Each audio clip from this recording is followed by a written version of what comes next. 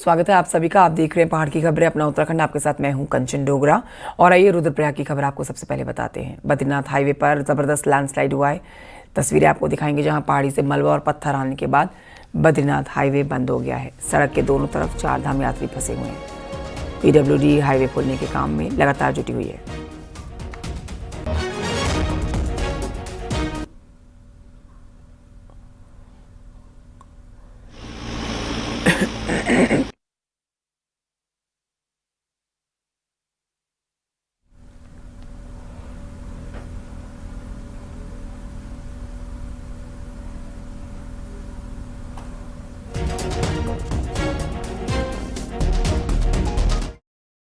मैं देहरादून से army supply का माल जाता है, तो देहरादून से मुझे कर्णप्रयाग सिवली माल लेके जाना पड़ता है। वहाँ से जोशीमठ जाता है, बद्रीनाथ जाता है माल। 4 धाम का माल भी है इसमें। और आपकी गाड़ी फंस गई है? और रात को सारा इससे सारा बंद हो चुका था, तो इन्होंने ये वाला रास्ता खोल दिया था। तो मेरे से पहले भी गाड़ियाँ निकली तो मैंने भी निकाली। जैसे ही तो बारिश स्टार्ट हो गई थी, मेरी गाड़ी फंस गई है।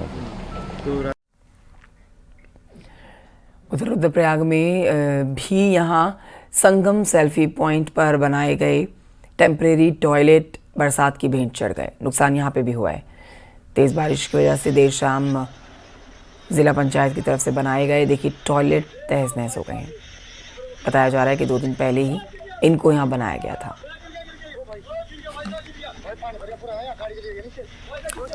अरे सर यहाँ पानी भर गया भाई, पूरा बहरा पानी में। हल्द्वानी और उसके ऊपरी पहाड़ी इलाकों में बुधवार को ज़बरदस्त बारिश रिकॉर्ड की गई। इसके बाद हल्द्वानी से सितारगंज को जाने वाली रोड पर पड़ने वाला शहर नाला भी उफान पर आ गया। नाले का उफान इतना तेज़ था कि इस पर ट्रैफिक को भी रोकना पड़ गया। और इस दौरान कुछ लोगों ने ज़बरदस्त तरीके से जबरन ही नाले में अपनी कार उतार दी, जो नाले के तेज़ बहाव में फंस गई।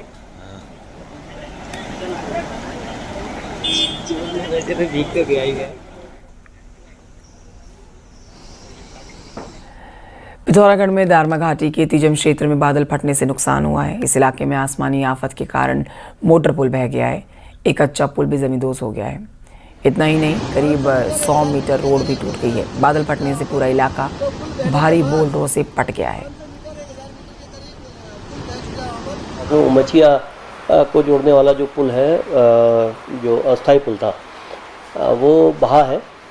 तो ग्रामीणों को के द्वारा इस संबंध में जो है एक रिक्वेस्ट भी भेजी गई है हमें। तो हम तत्काल वहाँ रेवेन्यू की टीम तो गई हुई है। साथ ही साथ हम ये भी प्रयास कर रहे हैं कि पुल को अतिशीघ्र रिस्टोर किया जाए। पहाड़ों में लगातार हो रही बारिश का असर मैदानी इलाकों पर भी दिख रहा है। रामनगर में मोहान के पास में स्थित पन्याली बरसाती नाले में अचानक से पानी आ गया, जिसके बाद वहां पर गाड़ियों की आवाजाही रुक गई।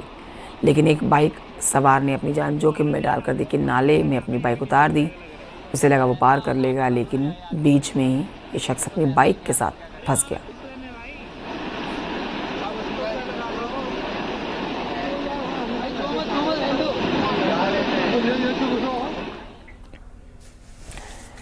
विकासनगर में भारी बारिश की वजह से इच्छाड़ी डैम से लाल डांग के बीच में मेन रोड पर एक बड़ा लैंडस्लाइड हुआ। कालसी थाना क्षेत्र में हुए इस बड़े लैंडस्लाइड की वजह से तकरीबन 50 गाड़ियां रास्ते में फंस गईं।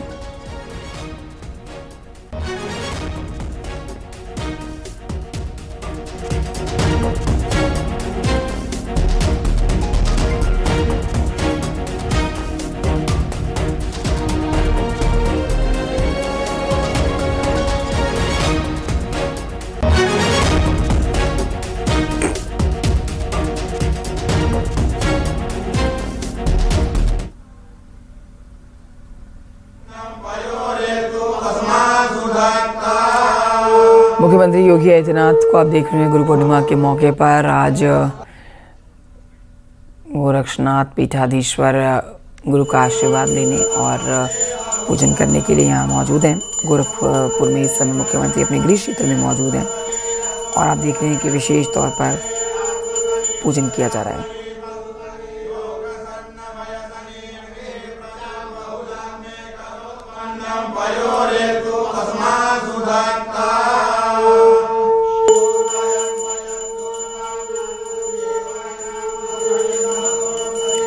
आज गुरु पूर्णिमा है और आज के दिन का विशेष महत्व होता है।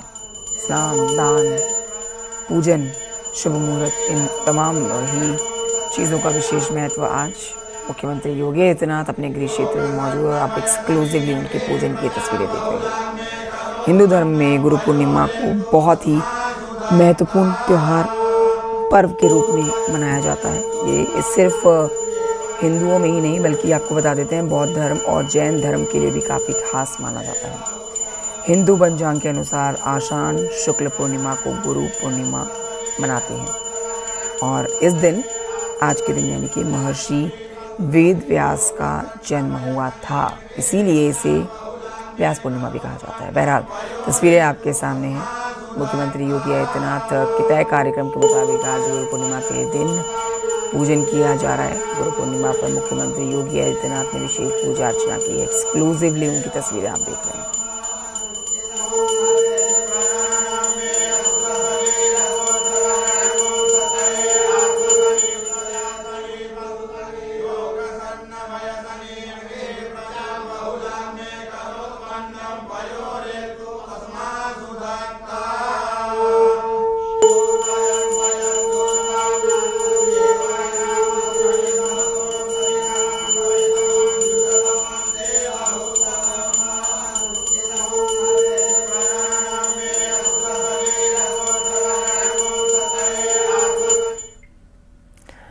और आइए बढ़ते आगे आपको बताते हैं चमोली की खबर, जहां पर तेज़ बारिश के चलते गौचर कमेड़ा के पास में सड़क बंद हो गई। इसके बाद यहां पर यात्रियों को सुरक्षित जगह पर रोका गया है।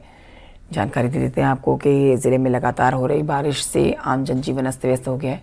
नेशनल हाईवे बाधित होने से तीर्थ यात्रियों को परेशानियां हो रही हैं।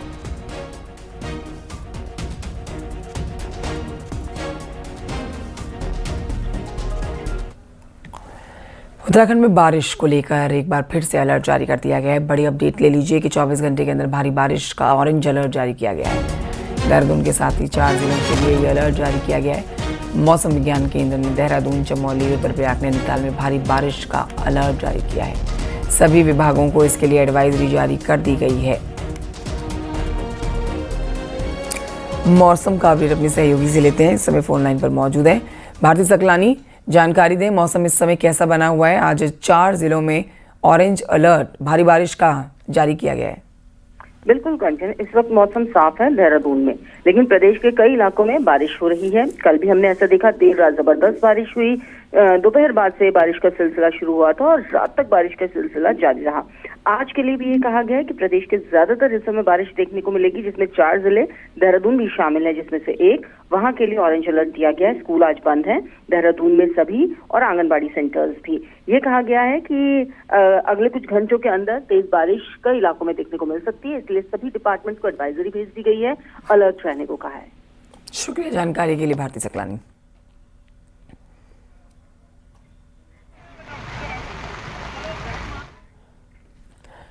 देहरादून से बड़ी खबर, जहां पर रायपुर इलाके में बड़ा हादसा हुआ है। वो तपोवन के पास में नाले में बहने से एक शख्स की मौत हो गई है। बताया जा रहा है कि मृतक की पहचान अनिल के रूप में हुई है, जो कि दूध लेने बाजार गया था। पैर फिसलने से हादसे का शिकार हो गया।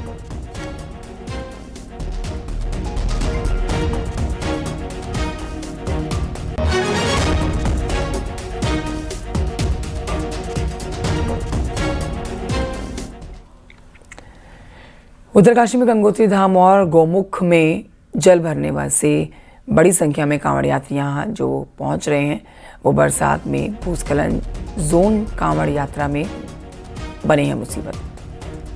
गंगोत्री हाईवे पर कई जगह पर ऐसे भूस्खलन जोन हैं जो घंटों रहते हैं बंद। पुलिस प्रशासन के सामने कांवड़ यात्रा बरसात में करवाना बड़ी चुनौती।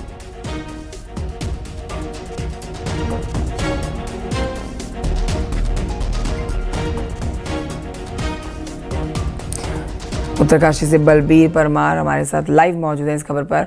बलबीर, ये सच है कि देखिए चारधाम यात्रा हो, कांवड़ यात्रा हो, जब बरसात का मौसम है तो कोई भी यात्रा, धार्मिक आयोजन जो है वो मुश्किलों भरे हो जाते हैं प्रदेश सरकार के लिए।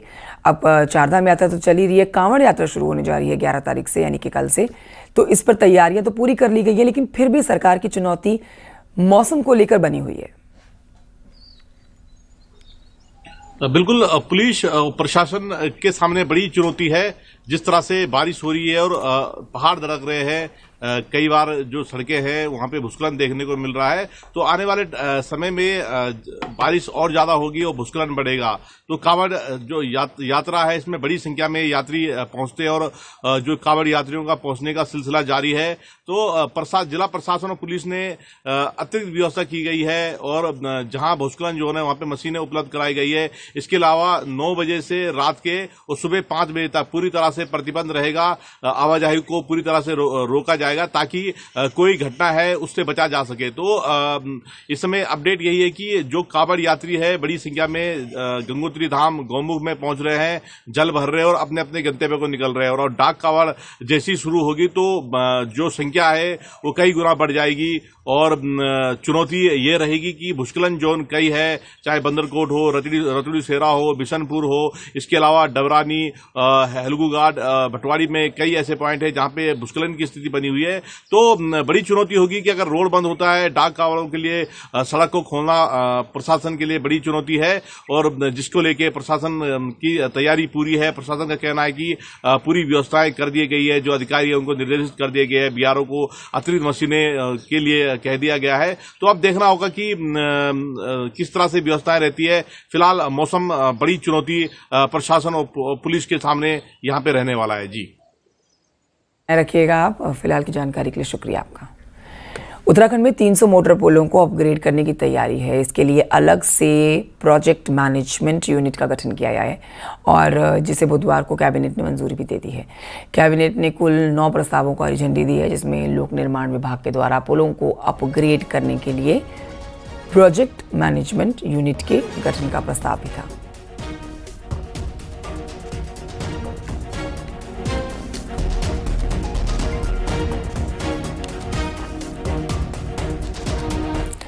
खबर देहरादून से है, जहां पर बद्री केदार मंदिर समिति के प्रतिनिधिमंडल ने सीएम आवास पर मुख्यमंत्री पुष्कर सिंह धामी से मुलाकात की है। मंदिर समिति के अध्यक्ष हेमंत द्विवेदी ने इनके नेतृत्व में ये मुलाकात हुई है, जिसमें सीईओ विजय थबलियाल भी मौजूद रहे।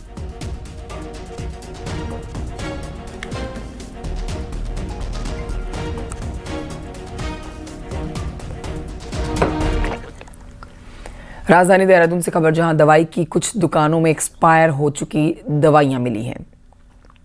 बुधवार को ड्रग्स डिपार्टमेंट और जिला सेवा विधिक प्राधिकरण की टीम की ज्वाइंट छापेमारी में कुछ दुकानों में दवाइयों के एक्सपायर्ड स्टॉक को पाया गया और कुछ मेडिकल स्टोर्स में तो इंसुलिन के एक्सपायर्ड डेट के इंजेक्शन्स भी मिले। इंसुलिन डायबिटिक पेशेंट्स लेते हैं। इसके अलावा भी कुछ और दवाइयाँ पुरानी यानी कि एक्सपायर्ड मिली हैं। वहीं एक स्टोर ऐसा भी मिला जिसका तापमान दवाई सुरक्षित रखने के लिए जितना होना चाहिए था उतना नहीं था।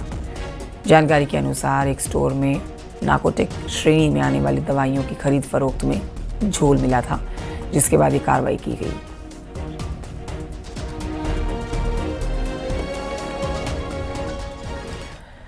रामनगर में जबरदस्त धर्म परिवर्तन कराने के बाद जबरन धर्म परिवर्तन का दबाव बनाने के बाद एक बड़ा मामला जो सामने आया है वो जानिए। यहाँ पर नया गांव तेलीपुरा के रहने वाली बुजुर्ग महिला ने गांव के मुस्लिम युवकों पर मारपीट करने, धमकाने और जबरन धर्म परिवर्तन का दबाव बनाने का गंभीर आरोप लगाया है। घर छीनने का इरादा है, या तो मोमदन होएगी, इस घर को खाली करेगी, न जान से मार देंगे, न रहने देंगे इस घर पर। अब आने को कह रहे हैं, जो कुछ हुआ हम तो जो बोलेंगे वो ही बोलेंगे जो यहाँ बोल रहे हैं। कि कुछ लड़के हैं जो कि आसपास इनके घर के आसपास रहते हैं और उस क्षेत्र में ये अकेली महिला है और इनके घर में कोई और भी नहीं रहता, जिसकी वजह से वो इसको परेशान करते हैं और आए दिन धमकाते हैं और एप्लीकेशन के हिसाब से धर्म परिवर्तन की बात कर रहे हैं। मेरे द्वारा थाने को बता दिया गया है और एप्लीकेशन रिसीव करके थाने को भी भेजी गई है। इसमें उचित कार्रवाई की जाएगी। रामनगर में प्रशासन ने 9 अवैध मदरसों को सील किया है। डीएम के मुताबिक मदरसा संचालकों से दस्तावेज मांगे गए थे, लेकिन वो तय समय में नहीं दिखा पाए, जिसके बाद अवैध मदरसे को सील कर दिया गया।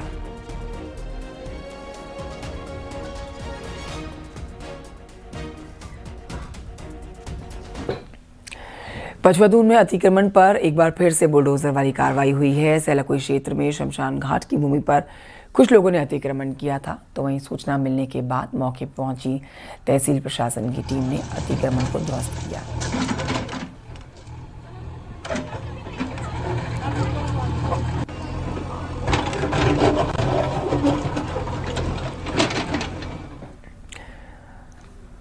देहरादून के डोईवाला से खबर, जहां पर एक महिला ने अपने प्रेमी के साथ मिलकर पति की जहर देकर हत्या कर दी।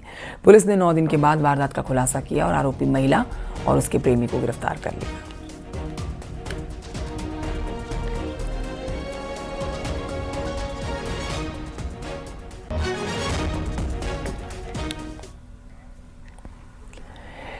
कांवड़ यात्रा को लेकर धामी सरकार ने बड़ा फैसला लिया। श्रद्धालुओं की भावनाओं को ध्यान में रखते हुए कांवड़ रूट पर शराब और मांस की बिक्री पर पूरी तरह से बैन लगा दिया। मुख्यमंत्री धामी ने कहा है कि कांवड़ यात्रा में देवभूमि उत्तराखंड आने वाले श्रद्धालुओं की भावनाएं ध्यान में रखते हुए ये फैसला लिया गया है।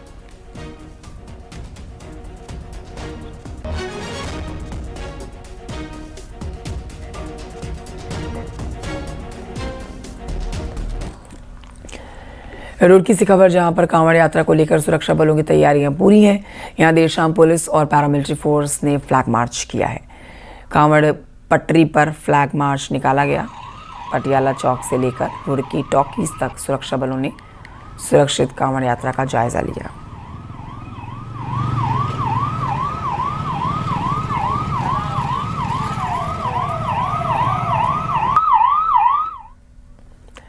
खबर रुड़की से, जहां पर कांवड़ यात्रा के लिए कांवड़ पटरी पंडाल सजने लगे हैं। पुलिस प्रशासन की तैयारियों को अंतिम रूप देने में जुटा हुआ है।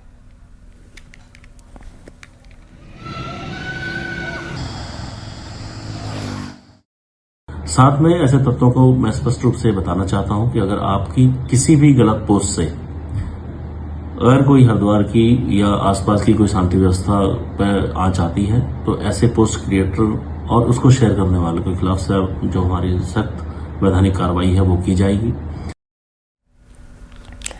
डीजीपी दीपम सेठ ने बुधवार को वीडियो कॉन्फ्रेंसिंग के जरिए गढ़वाल और कुमाऊं रेंज के एसपी के साथ समीक्षा बैठक की है, जिसमें अपराधों की जांच और पारदर्शिता पर जोर देने के निर्देश, साथ ही जांच सही निष्पक्ष हो इसके लिए इन्वेस्टिगेशन प्लान, वैज्ञानिक साक्ष्य, वीडियोग्राफी और इलेक्ट्रिक साक्ष्य जरूरी बताए।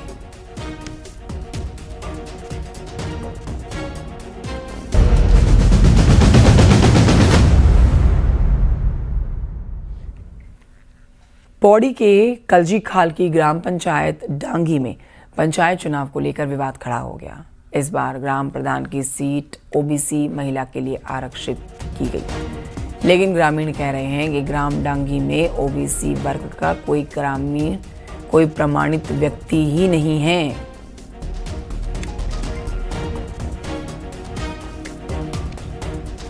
पच्चीस में जो है पिछड़ी जाति महिला कर दिया। एकमात्र सीट जो है कलजी खाल में डांगी को ही पिछड़ा जाति महिला कर दिया है। और हमारे पास आप सबको पता है शासन प्रशासन को कि जाति प्रमाण पत्र डांगी में नहीं बन रहा 14 से, उसके बाद भी आपने सीट को पिछड़ी जाति कर दी। हमने आपत्ति भी लगाई, जो आपने समय दिया था उसमें भी आपने हमारी सुनानी। आपने रातों रात 300 सीट चेंज कर दी एक ही दिन में, पर हमारी सीट क्यों नहीं की चेंज?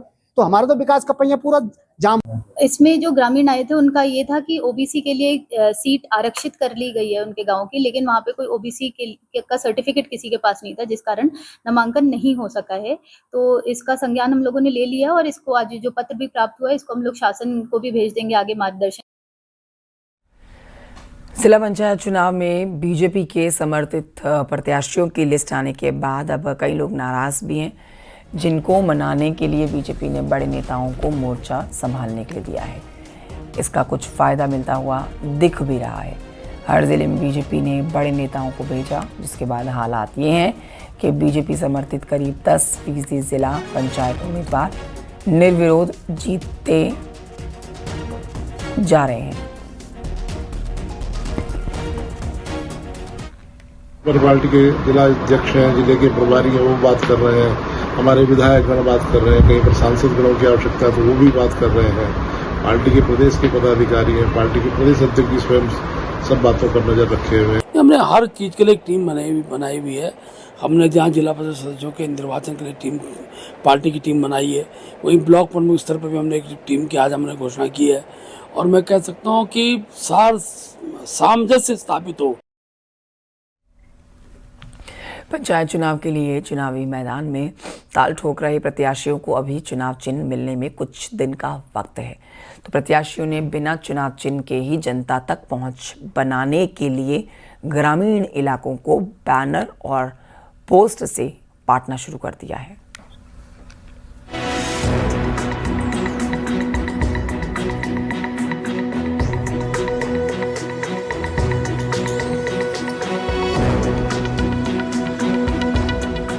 ये तस्वीर कुमाऊं के सबसे बड़े शहर हल्द्वानी के आसपास वाले ग्रामीण इलाके की है, जहां की हर दरो दीवार इस तरह की चुनावी पोस्टर, बैनर और फ्लेक्स से रंगीन हो चुकी है। गांव मोहल्ले के नेता किसी कीमत पर अपनी सीट जीतना चाहते हैं, लिहाजा पोस्टर बैनरों पर मोटा खर्च कर पूरे इलाके में अपने होने की दस्तक दे रहे हैं। जिला पंचायत को छोड़ करके किसी भी प्रत्याशी को अपना अधिकृत प्रत्याशी नहीं बनाती है, उसके बावजूद भी उनको पार्टी का सिंबल नहीं मिलता है। तो पंचायत स्तर में एक ही पद के लिए प्रधान हो, बीडीसी हो या जिला पंचायत हो, तो एक ही पद पर कई उम्मीदवार खड़े हुए रहते हैं।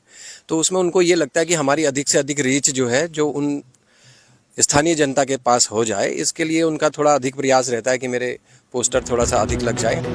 वहीं मजे की बात यह है कि पंचायत चुनाव में पहले चरण के चुनाव के लिए 14 जुलाई को सिंबल मिलेगा, जबकि दूसरे चरण के चुनाव में प्रत्याशियों को 18 जुलाई को सिंबल मिलेगा। लेकिन प्रत्याशियों ने बिना सिंबल के ही अपनी पूरी ताकत प्रचार में झोंक दी है और बिना सिंबल के ही अपने पोस्टर छपवा रहे हैं। दूसरी तरफ प्रिंटिंग मशीनों वाले भी पोस्टर, बैनर छापने में दिन रात व्यस्त है। जिस नेता की जैसी जेब नेता वैसा पोस्टर छपवा रहा है।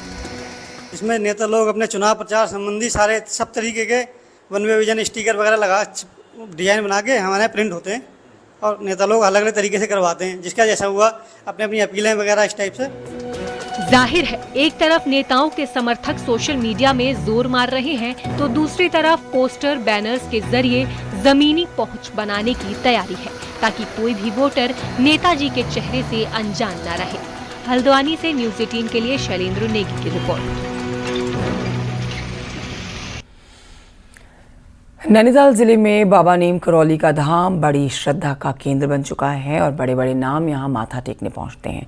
साल भर दर्शन के लिए लगने वाली भीड़ के लिए यहां अब रजिस्ट्रेशन सिस्टम की तैयारी है। साथ ही लंबे इंतजार के बाद बाईपास के लिए ही यहां पर शासनादेश जारी कर दिया जा रहा है। देखिए रिपोर्ट।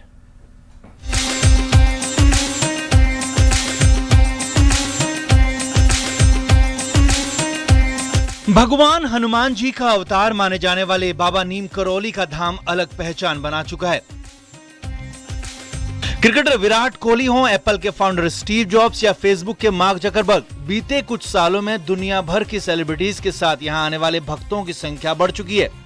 बाबा नीम करौली का आशीर्वाद लेने रोजाना 8,000 से ज्यादा तो महीने में 2 लाख तक श्रद्धालु पहुंच रहे हैं। नैनीताल अल्मोड़ा हाईवे के किनारे पड़ने वाले इस धाम से जहां लोकल लोगों को काम मिला है, तो वीकेंड, छुट्टी और टूरिस्ट सीजन में धाम में दर्शन मैनेज करना मुश्किल हो जाता है। ऐसे में यात्रियों और लोकल लोगों को मुसीबत ना हो, रजिस्ट्रेशन सिस्टम लागू करने की कवायद हो रही है। फिर आवश्यकता पड़ी तो उस हिसाब से एक रजिस्ट्रेशन की प्रक्रिया भी हम लोग जरूर शुरू करेंगे कि जितने भी यात्री हमारे दर्शन के लिए आ रहे हैं वहाँ पे कैची में और जगह पे, तो उसमें एक रजिस्ट्रेशन की प्रक्रिया लागू करके संख्या बल अपना तय करते हुए, तो वो देखते हुए हम लोग इसको निर्धारित करेंगे। कैची धाम में बढ़ती भीड़ के चलते कई मौकों पर भारी ट्रैफिक जाम तक लग रहा है। इस हाईवे से दूसरे जिलों में जाने वाले लोगों की भी परेशानी बढ़ी है। वहीं नैनीताल और आसपास के लोगों को जाम की वजह से एग्जाम से लेकर इलाज में परेशान होना पड़ता है। तो इस समस्या पर भी सरकार प्लान कर रही थी और अब उसे एग्जीक्यूट किया जा रहा है। इसको चलते माननीय मुख्यमंत्री जी ने घोषणा की थी वहाँ पे कि एक बाईपास बनाया जाएगा। वो बाईपास का जियो हम लोगों ने फाइनल कर लिया है। निर्वाचन आयोग से परमिशन ले रहे हैं उसको जारी करने के लिए। पैरेलली टेंडर करने की परमिशन दे दी गई थी यहाँ से, तो टेंडर हमारे जो क्षेत्रीय अभियंता हैं उन्होंने कर लिया है और बहुत जल्दी इसमें काम शुरू करेंगे। बाबा नीम करौली के धाम की आज अंतर्राष्ट्रीय पहचान बन चुकी है, क्योंकि बड़े बड़े सेलिब्रिटी खुद इस धाम में आकर प्रणाम कर रहे हैं। ऐसे में धाम में आने वाली भीड़ से यात्रियों और लोकल का टाइम खराब ना हो, इसके लिए जल्दी रजिस्ट्रेशन सिस्टम लागू करने की तैयारी पर काम हो रहा है। देहरादून से न्यूज़ 18 के लिए दीपांकर भट्ट की रिपोर्ट।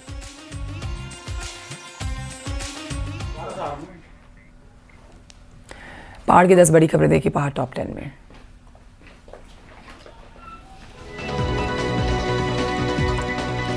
चमोली के कर्णप्रयाग में दोपहर को चाय की दुकान में आग लग गई, हालांकि समय रहते आग पर काबू पा लिया गया। रामनगर में युवा कांग्रेस कार्यकर्ताओं ने स्मार्ट मीटरों के खिलाफ विरोध प्रदर्शन किया। कोटद्वार में कांग्रेस कार्यकर्ताओं ने खराब सड़कों के खिलाफ प्रदर्शन किया। ट्रेड यूनियन के हड़ताल का असर अल्मोड़ा में भी दिखाई दिया। कई संगठनों के साथ यहां पर आंगनबाड़ी और आशा कार्यकर्ताओं ने गांधी पार्क में धरना दिया। पिथौरागढ़ में क्लस्टर स्कूल योजना का विरोध लगातार तेज होता जा रहा है। रुड़की के जेरासी जबरदस्तपुर गांव में मामूली सी कहासुनी को लेकर दो पक्षों में खूनी संघर्ष हो गया। बागेश्वर में पूर्व सांसद प्रदीप टमटा ने पंचायत चुनाव की नियमावली के लिए बदलाव को लेकर सरकार पर गंभीर आरोप लगाए। पिथौरागढ़ कांग्रेस जिलाध्यक्ष अंजू लुंठी ने विधायक मयूख महर पर निशाना साधा।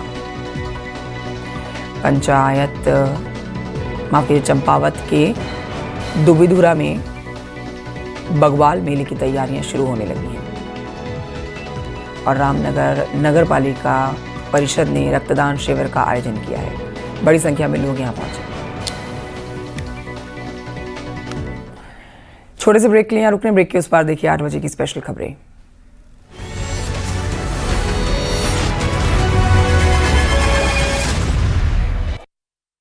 आप देख रहे हैं न्यूज़ 18 उत्तर प्रदेश उत्तराखंड।